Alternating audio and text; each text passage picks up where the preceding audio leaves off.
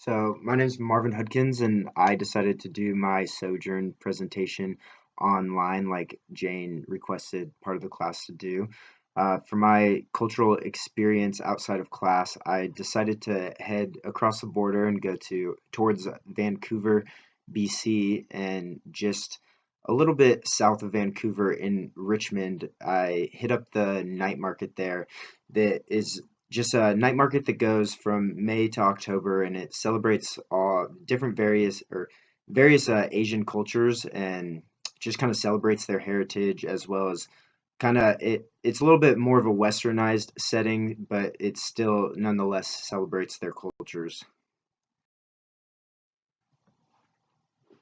The event itself was just like I said, it's a night market that celebrates various Asian cultures. The different cultures that we mainly saw were Chinese, Korean, Vietnamese, Taiwanese, basically just Southern Asia for the most part, heading into China as well. But every night there's over 30,000 people that visit the the venue, and then upon further research, I learned that over 1 million people actually come and visit over the course of the 3 months that it is open, which is kind of insane, the traffic that it gets.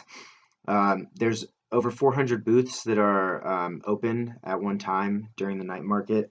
In the market, it varies from different food vendors to merchandise. There were lots of phone cases, technology, USB chargers, kind of similar to what I saw when I actually visited China in their night markets. They had a lot of fidget spinners, a lot of like stuffed animals, kind of more of their culture and what people enjoy spending their money on, I feel like, because walking around, you see everyone with items and merchandise in their hands at this night market. So obviously, the goods there are popular among the people that are attending.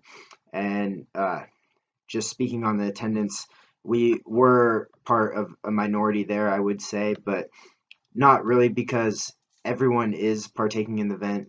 White people, Asians, all from all different ethnic backgrounds.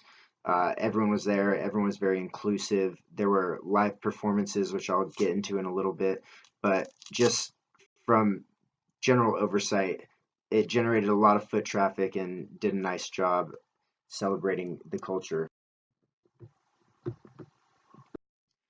So, for a little background on the market, it was founded in 2000 by an entrepreneur by the name of Raymond Chung.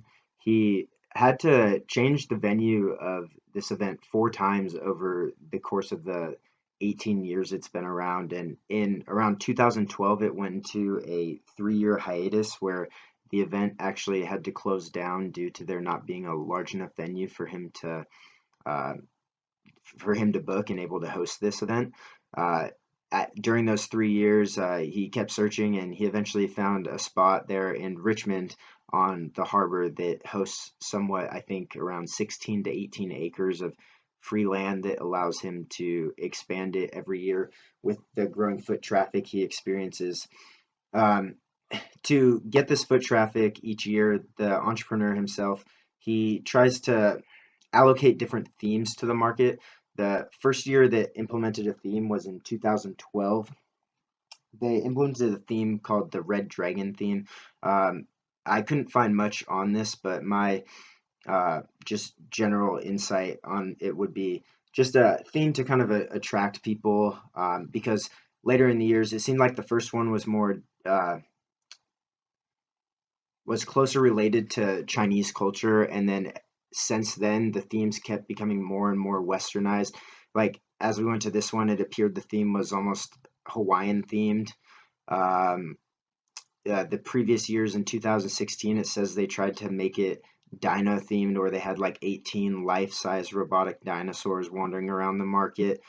I think they're doing all these schemes to just try and generate new foot traffic and kind of bring in more of the minority crowd, as there were not that many Westerners visiting the market.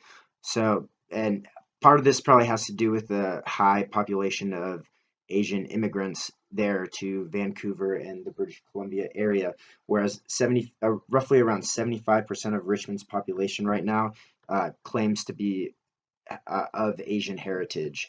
which just kind of speaks to the amount of individuals that are migrating over there. I also watched a documentary earlier today. It was a Dateline documentary, and it was just the biggest fact that I pulled from that documentary was that in the past 2 decades, there have been over 120,000 millionaires that have immigrated from China over into Canada. And with some of this, it is leading to just the increase in culture representation there in British Columbia.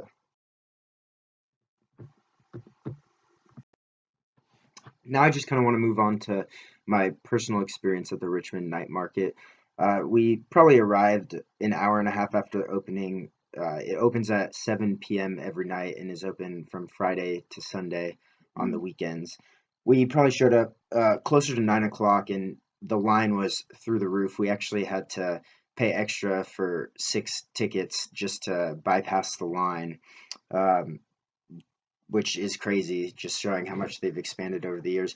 But immediately after entering into the market, there was a main stage with a live performance going on. Excuse me. The performance that was playing when we got there, it was a dance team, and they were break dancing on stage and just had a routine going on for about 15 minutes. This was kind of more of a westernized performance in my eyes, but whereas the music didn't really relate to any sort of heritage, it was more of like electronic dance music. And when I visited China, it seemed to be the music that they play in the clubs a lot over there. But doing some further research online, we found that they actually do some heritage performances, like for like Chinese cultural heritage performances and that of Korean. So they do some more traditional performances as well as westernized. Other than that, we basically just wandered around the market and immersed ourselves in the different types of food. Uh, as seen in the picture to the right, that's squid that was just barbecued on the grill. Uh, as you can see, I've never once had squid in my life. Can't say I will be going after it again in the near future. It was definitely interesting to try for the first time, but we did indulge in some great Korean barbecue as well as some baosu, which is pictured on the first page. That is just a like a steamed pork dumpling. Um, I'd say this experience at the Richmond night market was pretty similar to experiences that I had at Chinese night markets, other than the fact that it was definitely a way more westernized version. This night market here in the States seemed to be more of like a fair. They had carnival games as well, but the food was definitely a mirror image almost of what it was like in China, except they definitely had more exotic things like scorpions and different types of bugs that you could just purchase on a stick in China. So, like I said, it definitely is catered more towards the Western American.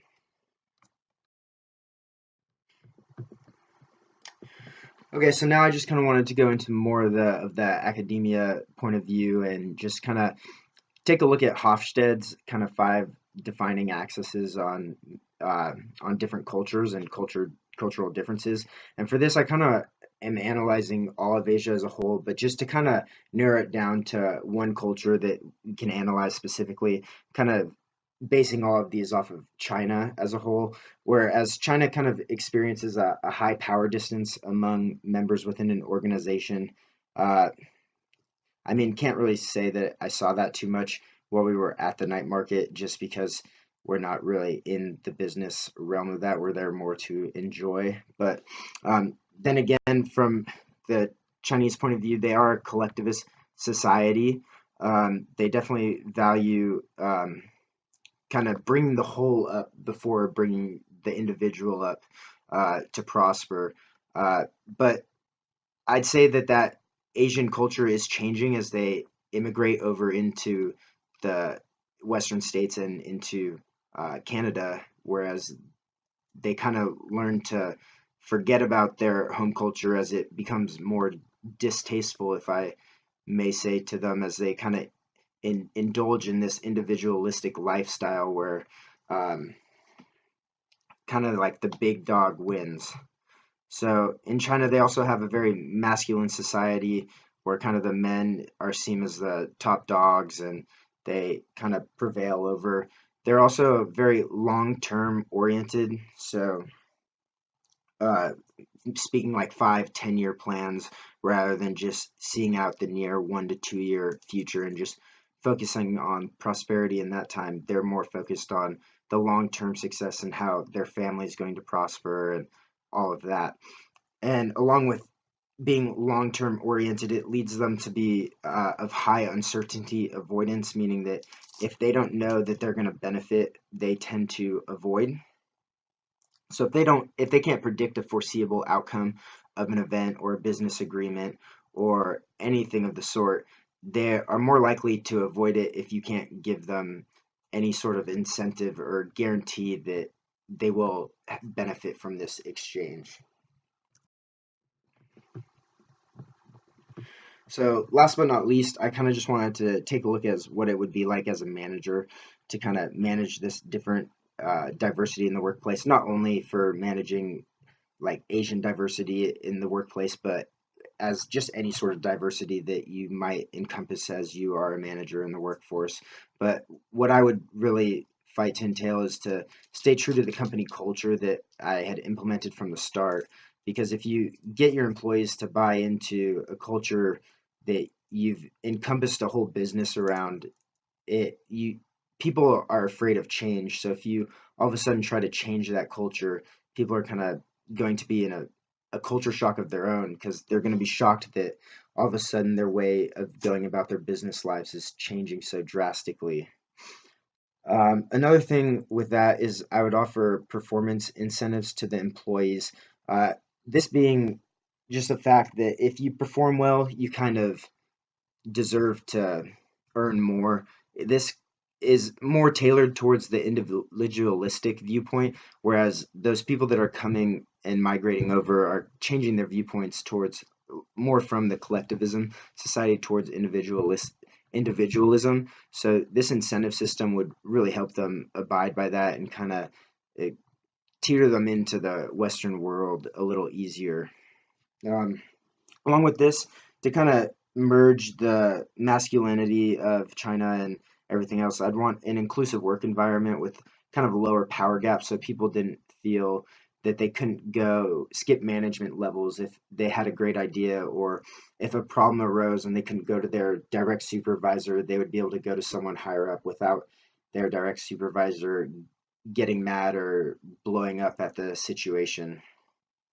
And then since these cultures tend to be of high uncertainty avoidance, I would want to set clear company-wide goals with measurements as to where you could really see where the company is heading, and it kind of gives the company and the employees a milestone on where they know they need to be at and what they know they need to reach.